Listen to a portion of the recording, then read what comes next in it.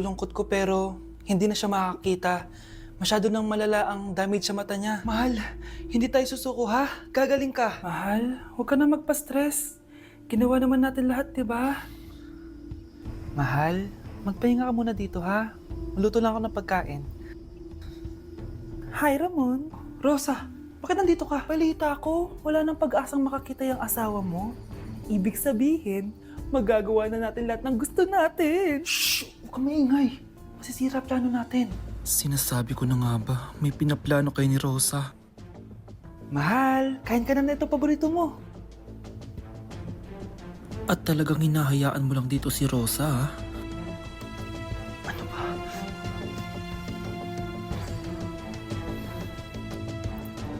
Walang ya kayo? Sa harap ko pa talaga at sa sarili kong bahay?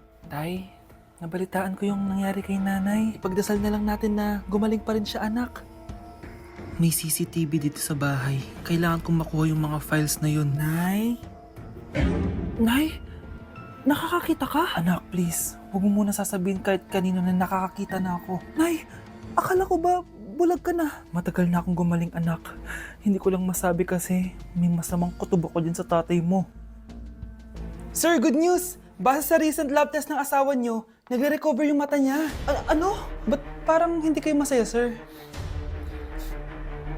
Uy, Mare, may field trip kasi yung anak mo. Kailangan ng pirma ng parents. Rosa, sumugot ka.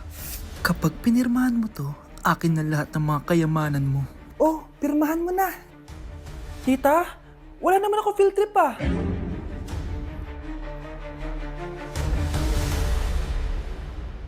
Kapag pinirmahan mo to, akin na lahat ng mga kayamanan mo. Oh, pirmahan mo na. Tita, wala naman ako field trip ah.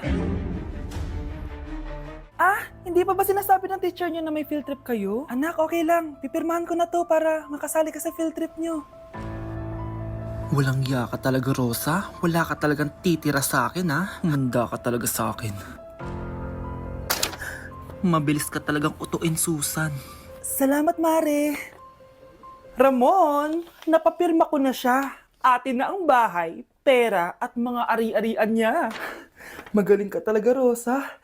Kaso kailangan na natin kumilos na mabilis. Kasi sabi ng doktor, nagre-recover na yung mata niya. Ano? Kaya bukas na bukas din, papalayasin na natin sila. Total, nakuha na natin ang gusto natin. Nay, bakit mo pinirmahan yun, ha? Maliban natin kung ano nilalaman ng papel na yun. Huwag kang mag-alala, anak. Malapit nang matapos ang maliligayang araw ng tatay mo at ng kabit niya. Tita, bakit may dala kang maleta? Aba, syempre. Lilipat na ako dito sa bago kong bahay. Ano? Tay, ano ibig sabihin nito, ha? Nakalagay dito sa papel na pinirmahan ng nanay mo na amin na tong bahay, mga sasakyan niya at ang mga pera niya. Napakahayop nyo! Bakit ang ingay? Ano nangyayari? Nay, kinuha na nila lahat sa atin! Ayan, magsama kayo mag-ina. Ngayong nasa amin na ang lahat, pwede na kayong lumayas. Ramon, magse-celebrate tayo, ha? Ang galing nyo din, no? Ha? Nakakakita ka? Bago kayo mag-celebrate, i-check nyo muna kung pirma ko ba talaga yung nakalagay dyan. Hindi pwede to! Tay! Attorney! Kita mo naman kung ano ginawa na tong dalawang to, di ba? At nandito na rin ang ebidensya na magpapatunay na naghaharutan sila sa loob ng bahay ko. Anong gagawin niyo sa amin, ha? Mahal, huwag mo naman gawin sa amin to, please, oh. Magbabago ako, please. Oh, sorry kung natatapakan kayo pagka-love team nyo, ha? Arestuhin nyo na yung mga yan.